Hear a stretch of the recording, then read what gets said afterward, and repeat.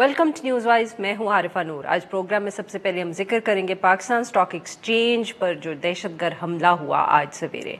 आज सुबह 4 दहशतगर्द जो थे वो पाकिस्तान स्टॉक एक्सचेंज के मरकज़ी दरवाजे पर पहुंचकर उन्होंने दस्ती बम से हमला किया और फिर फायरिंग शुरू कर दी। इसके फ़ौरन बाद रेंजर्स और पुलिस जो थी वो भी वहां पहुंच गई। जो ऑपरेशन हुआ इसके बाद उसके नतीजे में चारों दहशतगर्द हलाक हो गए और उनको कामयाबी से ही इमारत के जो मरकज़ी दरवाजे के दाखिले से भी रोक लिया गया। फायरिंग के तबादले के नतीजे में एक पुलिस सब इंस्पेक्टर और पाकिस्तान स्टॉक एक्सचेंज के 2 सिक्योरिटी एहलकार भी शहीद हुए, जबकि उसके बाद एक सर्च एंड क्लियरेंस ऑपरेशन किया गया जिसके ज़रिए जो स्टॉक एक्सचेंज की इमारत थी उसको क्लियर किया गया और मामूल के मुताबिक जो कारोबार था वो जारी रहा। दहशतगर्दों से पुलिस ने भारी असलहा और गोला बारूद भी बरामद करने का दावा किया है।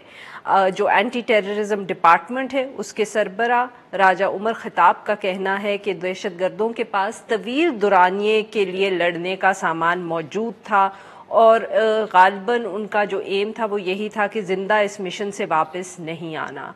नवंबर 2018 के बाद कराची के अंदर किसी भी अहम इमारत के ऊपर दहशतगर्दों की तरफ से ये पहले हमले का वाक़या है। इससे पहले जो चीनी कौंसल खाना था उसको टारगेट किया गया था, उसमें भी 4 दहशतगर्द हलाक हुए थे। आज के इस वाक़े में बात करने के लिए हमारे साथ मौजूद हैं Dawn news Karachi bureau chief Qazi Hasan साहब। Welcome to the show Qazi साहब।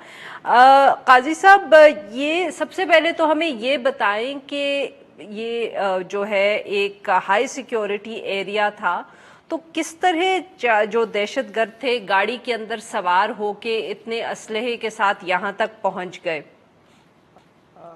जी देखें, ये जो वाक़या है इस पे जो भी पाकिस्तानी स्टॉक एक्सचेंज की इमारत थी उसका पहला बैरियर के बाद ही जो सीसीटीवी फुटेज और जो भी फुटेज सामने आई उसमें ये देखा जा सकता है कि वो दहशतगर्दों ने जब गाड़ी वहाँ उस बैरियर के पास रोके और अंदर जाने की कोशिश की तो उसी मुकाम पे उनको मुज़ाहमत का सामना करना पड़ा। और पहली मुज़ाहमत का सामना उनको जो पाकिस्तान स्टॉक एक्सचेंज के जो सिक्योरिटी गार्ड थे उनसे मुज़ाहमत का सामना करना पड़ा। दूसरी मुज़ाहमत उनको शहीद पुलिस अफसर जो है सब इंस्पेक्टर जो शहीद हुए इस वाक़े में उनके सामना करना पड़ा। और यही वो मुकाम था जहाँ पर दहशतगर्दों को पुलिस एहलकारों ने और जो सिक्योरिटी गार्ड है उन्होंने इंगेज करके रखा। अब वो दहशतगर्द यकीनी तौर पे उन्होंने की कोशिश तो यही थी कि वो इमारत के अंदर दाखिल होके कोई बड़ी दहशतगर्द कार्रवाई करें, लेकिन जो सिक्योरिटी लेयर थी पाकिस्तान स्टॉक एक्सचेंज की, क्योंकि हालिया जो वाक़यात हुए हैं ख़ास तौर पे वो जो पिछले 1 माह से रेंजर्स पे हमलों का जो मोबाइलों पे और ये जो हमले के वाक़यात के बाद सिक्योरिटी इन्होंने 3 लेयर तक अपनी सिक्योरिटी बनाई थी। जो हमारी बात हुई है सिक्योरिटी ज़राए से, उनको कहना था कि वो 3rd सिक्योरिटी लेयर से पहुँचने से बहुत पहले ही दहशतगर्दों को उनको उस मुकाम पे ही हलाक कर दिया गया। और इस हवाले से डीजी सिंध रेंजर्स ने भी प्रेस कॉन्फ्रेंस की और उन्होंने कहा कि ये तमाम कार्रवाइयाँ जो हैं वो जो पुलिस एहलकार रेंजर्स और की बाहमी जो कंबाइन ऑपरेशन था उसमें 8 से 10 मिनट में ये तमाम कार्रवाई मुकम्मल कर ली गई थी। जी काजी साहब, तो प्रेमिसेस से आगे वो जा नहीं सके, मतलब कि प्रेमिसेस के अंदर अहाते के अंदर तो घुस गए थे बट बिल्डिंग के अंदर कोई भी नहीं पहुंचा। वहीं सिक्योरिटी गार्ड्स और उसके बाद पुलिस और रेंजर्स ने उनको वहाँ ऑपरेशन करके मसला हल हो गया। ये जो 3 लेयर्स आप सिक्योरिटी की बात कर रहे हैं सर, तो ये 3 लेयर्स कहाँ थे पाकिस्तान स्टॉक एक्सचेंज में, और क्या ये जो लेयर्स थे क्या सिक्योरिटी एजेंसीज ने कुछ अहम installations including the stock exchange को कहा था कि आप बढ़ा दें अपनी सिक्योरिटी? आजकल कोई इस तरह की इंटेलिजेंस रिपोर्ट्स थी जिसकी वजह से ये सिक्योरिटी बढ़ाई गई? बिल्कुल, ये पाकिस्तान स्टॉक एक्सचेंज की अगर बात करें तो खुसूसन इसमें 2019 में एक सिक्योरिटी थ्रेट भी था, लेकिन हालिया दिनों में जो पाक भारत कशीदगी भी हुई है और रेंजर्स पे जो हमले हुए थे उसके बाद से ये तमाम सिक्योरिटी इदारों ने बाहमी तौर पे एक अपनी हिकमत अपनी अपनाई थी और उनको यकीनी तौर पे ये इतलात थी कि कोई अहम इमारात या शख्सियात को निशाना बनाया जा सकता है। और इसी हवाले से इस पाकिस्तान स्टॉक एक्सचेंज की इमारत को भी उन्होंने इन्हीं انہی حفاظتی اقدامات کے تحت جو ہے وہ سیکیورٹی بڑھائی تھی، اور کچھ ایسے انہوں نے خفیہ مقامات بھی اور ایسے مقامات بھی تھے جہاں انہوں نے اسنائپرز جو ہے خصوصاً پاکستان ریجن کے اسنائپرز بھی بیٹھائے رکھے تھے۔ تو یہ ایک ایسی حکمت عملی جو بڑی کامیاب حکمت عملی رہی، جو کہ یقینی طور پہ جو پاکستان کو ڈی اسٹیبلائز کرنا چاہتی ہیں جو قوتیں، ان کے لیے بھی بڑی ایک حیرت انگیز بات ان کے لیے بھی سامنے آئی ہوگی کہ ایک ایسا دہشت گرد حملہ جس میں وہ مسلح افراد دستی بموں سے مسلح تھے، اور وہ محض صرف گیٹ سے چند فٹ کے ہی آگے ہی تک ان کو پاکستان کے سیکیورٹی اداروں نے خصوصاً پولیس نے اور رینجرز نے ان کو محدود کر دیا۔ تو یقینی طور پہ یہ ان عناصر کے لیے بھی بڑی ہی اچنبے کی بات ہوگی کہ پاکستان نے کس حد تک اپنے نہ صرف اداروں کو بلکہ ملک کو اور کس حد تک محفوظ کر کے اور اپنی حکمت عملی سے محفوظ کیا ہوا ہے، کیونکہ پاکستان... اچھا سر، یہ بتائیے گا کہ ابھی تک کیا تفصیلات موصول ہوئی ہیں یا معلوم ہوئی ہیں، لوگ کون تھے، ان کے کنیکشنز، یہ بھی تفصیل ہم سے شیئر کریں۔ بالکل، اس حوالے سے جب ڈی جی رینجرز کی جو پریس کانفرنس ہوئی تھی اس میں یقینی طور پہ سوال بھی کیا گیا تھا یہ بلوچستان سے جو ایک کالا دن تنظیم نے جس کی اس واقعے کی ذمہ داری قبول کی ہے، تو اس حوالے سے ڈی جی رینجرز کا کہنا تھا یہ تمام تفصیلات ابھی ہم لے رہے ہیں، کیونکہ اور ان فہرست کی بھی ہم اس کو جانچ پڑتال کر رہے ہیں کہ آیا یہ افراد جو دہشت گردی واقعے میں جو مارے گئے ہیں کہ یہ گمشدہ افراد کی جو فہرست جو کہ ایک کلیم کی جاتی ہے کہ گمشدہ ہو گئے ہیں، کیا اس فہرست میں تو شامل نہیں، کیونکہ ان میں سے دو ہمیں یاد ہے کہ چائنیز قونصلیٹ حملے میں بھی دو ایسے دہشت گرد تھے، ایک ایسا دہشت گرد بھی تھا جو کہ گمشدہ افراد کی فہرست میں شامل تھا۔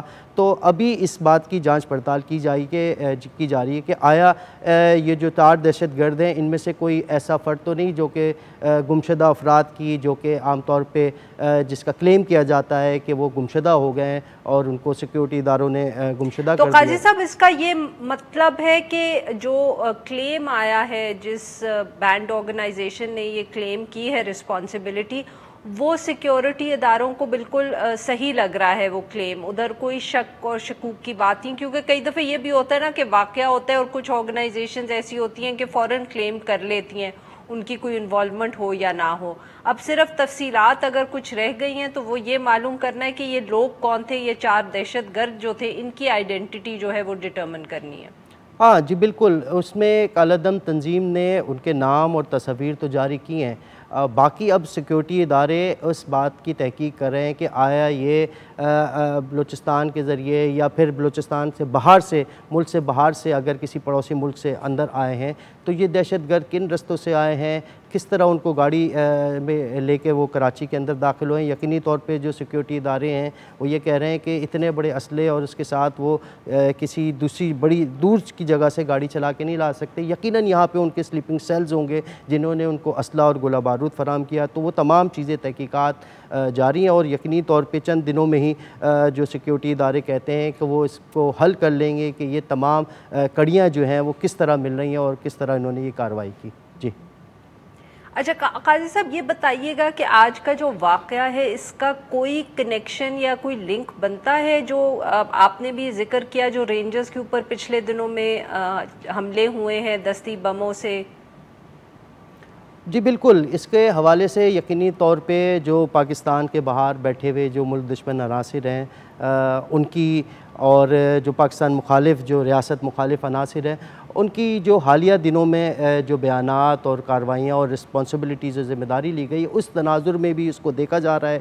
دوسری جانب جو ڈی جی رینجرز کا کہنا تھا کہ اس واقعات میں کیونکہ ظاہر ہے ایک پڑوسی ملک جو کہ اپنی فرسٹریشن جو ان کی خفیہ تنظیم ہے وہ اور اپنی جو چین سے بلے انہوں نے صاف کہا کہ چین سے جو شکست پڑوسی ملک کو ہوئی ہے اس کا وہ توجہ ہٹانے کے لیے اس طرح کی کارروائیاں کرنے کے لیے وہ نہ صرف ایسے عناصر کو مکمل طور پہ سپورٹ کر رہا ہے جو کہ پاکستان کو ڈی اسٹیبلائز کرنے کی کوشش میں مصروف ہے، اس میں وہ ملک سے باہر بیٹھے عناصر بھی ہیں اور کچھ ان کے سلیپنگ سیل بھی ہیں جو ملک کے اندر کام کر رہے ہیں۔ جی بالکل صحیح، بہت بہت شکریہ قاضی صاحب، آپ نے ہم سے بات کی۔ ناظرین، یہاں چھوٹا سا بریک، جب ہم بریک سے واپس آئیں گے تو ہم بات کریں گے ملک کے اندر ملک کے مختلف کونوں میں جو اس وقت طویل عرصے کی لوڈ شیڈنگ ہو رہی ہے۔ اسٹے ود اس۔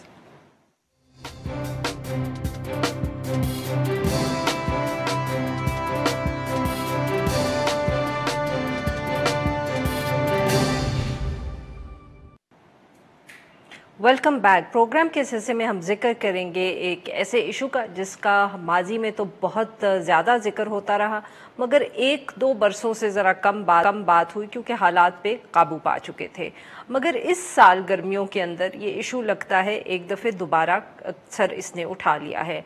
कराची समेत मुल्क के दीगर हिस्सों के अंदर तवील दौरानिए की लोड शेडिंग जारी है। सिर्फ अगर कराची का ही हाल देखा जाए तो कहा जा रहा है कि वहाँ 10 से 12 घंटे लोड शेडिंग हो रही है और इसकी वजह से बहुत मुश्किल भी आ रही है शहरियों को, और उन्होंने एहतजाज भी किया है। के इलेक्ट्रिक के तर्जुमान का दावा है कि ये प्रॉब्लम जो है इसलिए है क्योंकि ईंधन की फराहमी जो थी उसमें कोई मसले आ रहे थे, मगर अब सूरत हाल बेहतर हो रही है और इसी तरह लोड शेडिंग में भी अब फ़र्क नज़र आएगा। लाहौर पंजाब के दीगर शहरों और खैबर पख्तूनख्वा में से भी ऐसी इत्तलात सामने आ रही हैं। इसी हवाले से गुफ्तगू करने के लिए हमारे साथ मौजूद हैं डॉक्टर फयाज चौधरी साहब, एक एक्सपर्ट है। Welcome to the show doctor साहब। डॉक्टर साहब, इस साल एकदम फिर लग रहा है कि जैसे लोड शेडिंग जो है it's reared its head again, फिर से शुरू हो गई है। इसकी सर क्या वजह है कि गर्मी ज़्यादा पड़ी, जो शॉर्टेज का कोई फ्यूल की शॉर्टेज का मसला है, क्या वजह है कि फिर से बहुत लंबे घंटे और लंबे अरसे के लिए लोड शेडिंग नज़र आ रही है? पहले आपने वजह तो बता दी, जो कि इलेक्ट्रिक ने वजह बताई है कि ईंधन की फराहमी का इशू ज़रूर आया है, और यही सूरत हाल पंजाब में है कि सब जगह नहीं, लेकिन सिर्फ लाहौर और फैसलाबाद के, क्योंकि ये बड़े लोड सेंटर्स हैं, तो यहाँ जो प्लांट फर्नेस ऑयल के हैं, जो इनके हमारे 132 kV के नेटवर्क पे लगे हुए हैं, उनमें फ्यूल शॉर्टेज ज़रूर है, जिस वजह से उसको पूरा जो सिस्टम को सपोर्ट चाहिए होती है इतने बड़े लोड को सप्लाई करने के लिए, तो वहाँ ईंधन की कमी की वजह से ये लोड शेडिंग है। अदरवाइज़ आपके पास कैपेसिटी तो बहुत मौजूद है, लेकिन और ट्रांसमिशन सिस्टम भी मौजूद है, लेकिन जो पावर प्लांट हमारे 132 kV के नेटवर्क पे लगे, उनके ईंधन का मसला है, जिस वजह से फिर वो ट्रांसमिशन भी कंस्ट्रेंट में आ जाता है। तो 500 से जो पावर फ्लो होती है टुवर्ड्स 232 kV या 132 kV, वो फिर ट्रांसफॉर्मेशन जो है वो ओवरलोड हो जाती है। तो बुनियादी वजह, तो सर ये क्या वजह है ईंधन की शॉर्टेज की? आई मीन जो जिन प्लांट्स का आप जिक्र कर रहे हैं जहां कमी है फ्यूल की, तो उसकी वजह क्या है? जी, उसकी वजह एक तो जो सबको मेरे ख्याल में अंदाज़ा है इस बात का, कोविड-19 में जब ये प्राइस गिरी है तो उसमें हमारी जो फर्नेस ऑयल जो प्रोड्यूस करती हैं refineries as a by product, क्योंकि हमारी फ्यूल की कंजम्पशन कम हो गई, तो वो हमारे पास फ्यूल भी बहुत कम बना, या हमारी रिफाइनरीज को अगर थोड़ा बंद करना पड़ा तो वो फ्यूल हमें लोकली अवेलेबल बहुत कम हुआ। लेकिन टाइमली मैं समझता हूँ, क्योंकि दोबारा ये कोविड की 19 सूरत-ए-हाल बेहतर तो होनी थी, तो अगर जब प्राइस गिरी है तो हमें मेरे ख्याल में स्टोरेज कर लेनी चाहिए था फ्यूल, फर्नेस ऑयल, क्योंकि हम प्रोड्यूस खुद नहीं कर रहे थे, जो इंपोर्ट कर लेते वो एक बहुत बेहतर सूरत हाल होती। इस वक्त हमारे पास एक तो हम जो लो प्राइस ऑयल की थी हम उसको कैप्चर कर लेते, बहुत हमें सस्ता फ्यूल मिल जाता, और जब हमें अब ज़रूरत है तो हमें उसकी फराहमी भी होती। तो सर अब आने वाले दिनों में ये मसला क्या दोबारा हो सकता है? क्योंकि आपने कहा कि पार्टली इसलिए भी था कि जो इकोनॉमी में लॉकडाउन हुआ उसकी वजह से लोकली भी प्रोडक्शन कम हुई। आने वाले दिनों में जो स्मार्ट लॉकडाउन हो रहा है, डू यू थिंक इसकी वजह से कोई फर्क पड़ेगा? जी, अब तो अब टाइम है, अब अगर, क्योंकि इसको 2-3 वीक्स तो मिनिमम लगते हैं। आपने ऑर्डर किया, फ्यूल आपने स्पॉट प्राइस से लिया, अब ऑल्दो उसकी प्राइस भी बढ़ गई है, लेकिन वो आपको अब ख़रीदना पड़ेगा। तो एक तो अब जब पता चल गया हमें इतने फ्यूल की ज़रूरत है, या ऑल्दो ये स्टडीज़ तो हुई भी होती हैं, लेकिन एक मेरे ख्याल में इसमें जो मसला हुआ है कि जब हमने ये फैसला किया कि हमने अपने लोगों से हमने बिल नहीं लेने हैं, तो हमारे पास जो सेंट्रल पावर प्रोक्योरमेंट एजेंसी है उसके पास डिस्को से उतनी शायद कलेक्शन भी मनी की नहीं आ पाई, तो वो इन पावर प्लांट्स को शायद उनकी अदायगी भी डिलेड है, जिस वजह से वो फिर फर्दर अपना जो फ्यूल है वो प्रोक्योर नहीं कर पाए। तो ये काफ़ी कॉम्प्लिकेटेड मामला होता है। अब 2-3 महीने अगर जो गवर्नमेंट एंटिटीज़ है अगर उनके पास वो पैसा नहीं आएगा तो गवर्नमेंट को वो पंप करना पड़ेगा उन एजेंसीज को जो वो कलेक्ट नहीं कर रहे पैसा। तो एक तो ये भी रीज़न हो सकता, मेरे ख्याल में ये भी एक पार्टली रीज़न ये है कि टाइमली अदायगी जो पावर प्लांट जो ओनर्स हैं उनको टाइमली अदायगी होगी तो आगे फ्यूल खरीद सकेंगे। जो आपने आइंदा का सवाल पूछा है तो वो तो जुलाई आ गया है अभी, यानी कि 2 दिन में अब हमारे पास जो वाटर की अवेलेबिलिटी ज़रा ज़्यादा हो जाती है जुलाई के मंथ में। अब हमें तो जो तरबेला से या मंगला से जो हमें पावर इतनी जून में नहीं मिलती, अब वो हमें मैक्सिमम पावर मिल जाएगी। लेकिन वो जो 132 के निज़ाम का मसला है वो वहीं जूं का तूं रहेगा, तो हमें वो फर्नेस ऑयल का हाँ जी इंतज़ाम करना होगा और तभी जाके ये जो लाहौर या फैसलाबाद के एरिया में लोड शेडिंग अवॉइड हो सकती है। बहुत बहुत शुक्रिया सर, आपने हमसे नाज़रीन यहाँ पे लेंगे एक छोटा सा ब्रेक, और जब हम ब्रेक से वापस आएंगे तो हम बात करेंगे बजट की और हुकूमत और अपोजिशन के ताल्लुकात की। स्टे विद अस।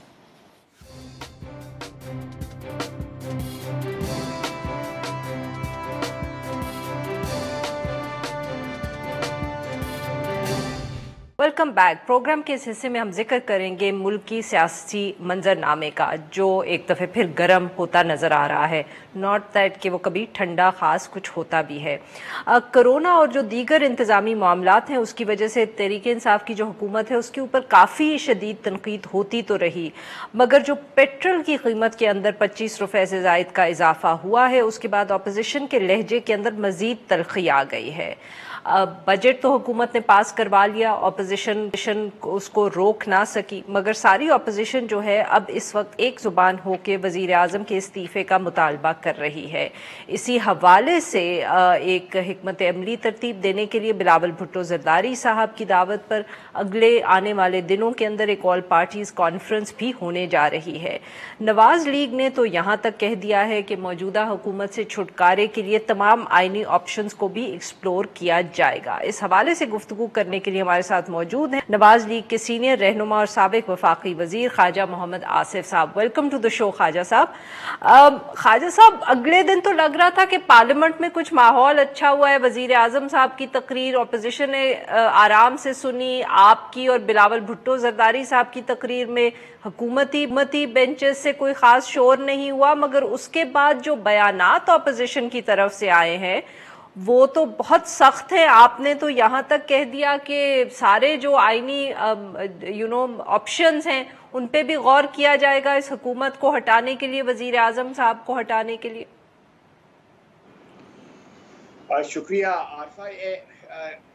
कि हम तो आईनी तरीके की बात कर रहे हैं ना, लेकिन हमें तो हटाने के लिए हर किस्म के गैर आईनी और हरबे भी इस्तेमाल किए गए 2013 से लेके 2018 तक। और फिर जब इलेक्शन हुआ उसके मुतल्लिक भी जो है ना गैर आईनी उसके ऊपर सवालिया निशान बन गए।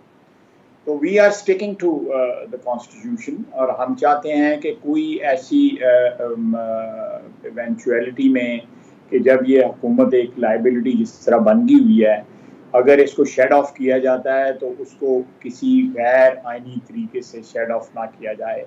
कोई ऐसी नई रवायत या पुरानी किसी रवायत को दोहराया ना जाए हुकूमत तब्दील करने के लिए। हमारे पास आइनी ऑप्शंस मौजूद हैं, हमारे पास नए इलेक्शन की ऑप्शन मौजूद है, इन हाउस चेंज की मौजूद है, PTI अपनी लीडरशिप खुद बदल सकती है, वो ऑप्शन मौजूद है।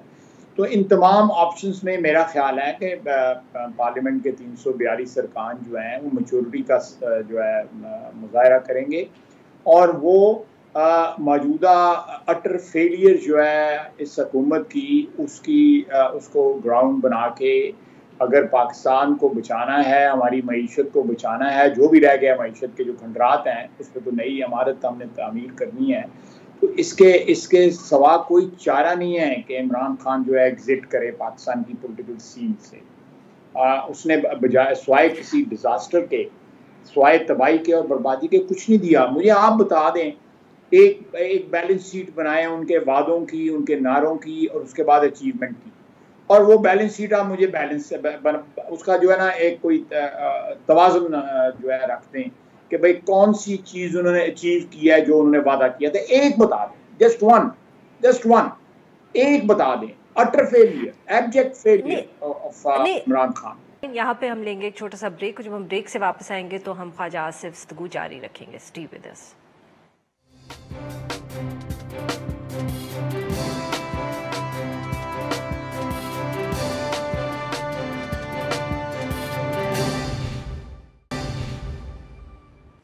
ویلکم بیک ناظرین. ہم گفتگو کریں خواجہ محمد آصف صاحب سے، اور ہم بات کریں حکومت کی ناکامی کے اوپر اور جو اپوزیشن کی اس وقت حکمت عملی ہے. خواجہ صاحب، یو ویری کانفیڈنٹ کہ کچھ نہ کچھ اب ہو جائے گا، یہ اس طرح صورتحال چل نہیں سکتی. آپ لوگوں نے غالباً اسی حوالے سے ایک جو پیٹرول کی قیمتوں میں اضافہ ہوا ہے ریزولوشن بھی جمع کروایا ہے، اور اس کے اوپر حکومت کے لوگ یا ٹریجری بینچز سے ہم کہہ سکتے ہیں ممبرز نے بھی سائن کیا ہے. اس طرح کے واقعات سے آپ کو اتنا کانفیڈنس ہے کہ اب یہ صورتحال جو ہے اس میں کوئی بہت بڑی تبدیلی آئے گی؟ یہ عارفہ، یہ تو ایک مینیفیسٹڈ ہے نا یہ بات جو میں نے یہ ریزولوشن ہم نے جمع کرایا ہے، لیکن اس کے علاوہ جو ابھی یہ لوگ کھل کے سامنے نہیں آ رہے. اور میرا خیال ہے، میرا اپنا خیال ہے، جو میرا جو ایسٹیمیٹ ہے کہ یہ 1.5 درجن کے قریب لوگ جو ہے نا یہ کنفرمڈ ہیں ان کے رینکس میں. آپ دیکھیں کہ جنہوں نے آپ سے رابطہ کیا، جنہوں نے ہم سے رابطہ کیا یا مختلف اوقات پہ وہ جو ہے پچھلے 1 مہینے میں بجٹ کے دوران جو ہے وہ اپنی سیٹسفیکشن جو ہے وہ ہمیں کنوے کرتے رہے، ٹی وی چینلز پہ کنوے کرتے رہے، میڈیا میں کنوے کرتے رہے، اور ابسٹین کرتے رہے میٹنگز میں، اور میٹنگز پہ نہیں جاتے رہے. تو اس کی وجہ سے جو ہے وہ اس کے ایک حوالہ جو ہے وہ ملتا ہے کہ ایک ان کی رینکس میں جو ہے اس وقت کوئی all is not well, there is some problem which is actually brewing اس وقت جو ہے gathering of the storm. تو خواجہ صاحب، اگر پارٹی کے اندر سے کوئی تبدیلی کی ایک موومنٹ چلتی ہے، پارلیمنٹ تک پہنچتی ہے، نو کانفیڈنس موو، تو کیا آپ اسے سپورٹ کریں گے یا پاکستان مسلم لیگ نواز دور ہی بیٹھی رہے گی؟ دیکھیں، ہم جو تبدیلی آئے گی، اگر عمران خان صاحب رخصت ہوتے ہیں، ان کی جگہ لیٹ سے شاہ محمود قریشی صاحب آ جاتے ہیں، اسد عمر صاحب آ جاتے ہیں، یہ فرنٹ رنر نظر آ رہے ہیں 2 بندے. ہو سکتا ہے کوئی ڈارک ہارس بھی ہو ان میں. تو وہ اگر آ جاتے ہیں آگے اور وہ پارٹی کو لیڈ کرتے ہیں، تو اگر کوئی ایسی صورتحال نظر آتی ہے جس میں، تو دیکھیں عمران خان صاحب نے پچھلے 2 سال میں کسی سٹیج کے اوپر جو ہے اپوزیشن کو اعتماد میں لینے کی کوشش نہیں کی. اگر یہ لیتے تو ہم ضرور، اور میاں شہباز شریف نے یہ جو ہے نا ہاتھ بڑھایا تھا، 1 دفعہ نہیں 2-3 دفعہ بڑھایا. بلاول بھٹو زرداری صاحب نے بھی یہ جو ہے ہاتھ بڑھایا، بلکہ as recent as I think 2 weeks back انہوں نے اپنی تقریر میں کہا ہاتھ بڑھائے گئے، لیکن انہوں نے ہر دفعہ ہاتھ جھٹک دیا. یہ پرسوں ترسوں نے تقریر کی جس میں جو ہے انہوں نے کہا میری کس سے دشمنی نہیں ہے، تھوڑی سی اپنی لینگویج جو ہے نا وہ سیولائزڈ انہوں نے کی.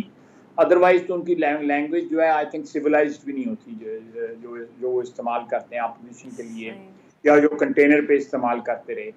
تو میرا خیال ہے کہ اگر کوئی نئی لیڈرشپ آتی ہے پی ٹی آئی کی اور وہ اپوزیشن کو اعتماد میں لیتی ہے، تو we will not hesitate in supporting them in setting the things right, especially in this crisis. We would like کہ پاکستان کو کوئی لانگ ٹرم ہارم نہ پہنچے، ہمارے ملک کو، ہمارے وطن کو کوئی لانگ ٹرم ہارم نہ پہنچے کسی پولیٹیکل اینیموسٹی کی وجہ سے، یا پولیٹیکل جو ایک ہماری رسہ کشی ہے اس کی وجہ سے پاکستان کو کوئی ایسا ہارم نہ پہنچے کہ جس کی وجہ جس سے ریکوری ہماری مشکل ہوگی. बिल्कुल सही। खान साहब, रनिंग आउट ऑफ टाइम, आपसे पूछना था आखिरी सवाल कि क्या अब आपकी बारी है नैब में, पाकिस्तान मुस्लिम लीग नवाज में? बाकी तो सारी सीनियर लीडरशिप जो है ना वो अपना हिस्सा डाल आए हैं या अपनी उनकी बारी पूरी हो गई है। Is it your turn now? देखिए आरफा, अगर मुझे हिस्सा डालना पड़ता है इस नेक काम में कि अच्छा कोई कुर्बानियाँ जो हैं तो सियासी वर्कर्स को देनी पड़ती हैं, ये सियासत में रहने की और एक मस्बत सियासत करने की एक प्राइस होती है, तो I have no problem with that. मुझे जुमे को उन्होंने बुलाया हुआ है। बट सर, कोई खदशा है, आपको इत्ला है, कोई खदशा है कि ये कुछ होने वाला है? ये सिलसिला जो है पिछले 2 साल से जारी है। मैं बहुत दफ़ा हो आया हूँ नैब के ऑफिस से। इट्स जस्ट दैट कि मैं उसको उसकी नुमाइश नहीं करता। मैं हो आया हूँ यहाँ जो पिंडी ये नैब है जो इस्लामाबाद में जिनका दफ्तर है, मैं वहाँ पे 4 दफ़ा गया हूँ। मेरा बेटा जो है वो लाहौर नैब से होके आया है। मेरी बीवी को समन आए। इसी तरह एंटी करप्शन वाले जो है वो भी मुकदमा बनाए उन्होंने। फिर मेरे पे FIA में मुकदमा उसका बना हुआ है, ये इंक्वायरी हो रही है, मुकदमा तो नहीं, इंक्वायरी हो रही है। वहाँ भी मैं 2-3 दफ़ा हो आया हूँ। तो जो आर्टिकल 6 में मुझे ये कॉन्स्टिट्यूशन की सबवर्जन के ऊपर जो है ट्राई करना चाहते हैं, जो एक कैबिनेट का डिसीजन है जो इमरान खान साहब ने किया, तो ये हाइट है। मैं लफ्ज़ नहीं इस्तेमाल करना चाहता कोई गैर पार्लियामेंटी, कि मैं वो एक मुझ पे आर्टिकल 6 भी लगाने की सोचे। इस हद तक जो है ना उनकी जो क्या कहते हैं, एक शख्स की जो अना है या उस शख्स का जो एक मुंतकिम मजाजी है, पता नहीं किस चीज़ का इंतकाम है। हमने तो कोई उनका नुकसान नहीं किया। तो लेकिन बहरहाल this is not politics and we have faced this situation before also। अल्लाह खैर करेगा, कोई ऐसी बात नहीं है। वक्त सारे गुजर जाते हैं। बंदे का अल्लाह ताला का करम और फजल रहना चाहिए कि इज्जत आबरू के साथ वक्त गुजरे, और इंशाल्लाह ताला गुजरेगा इज्जत आबरू के साथ। बहुत बहुत शुक्रिया खान साहब, आपने हम की नाजरीन आज के लिए बस इतना ही। We'll be back tomorrow at the same time.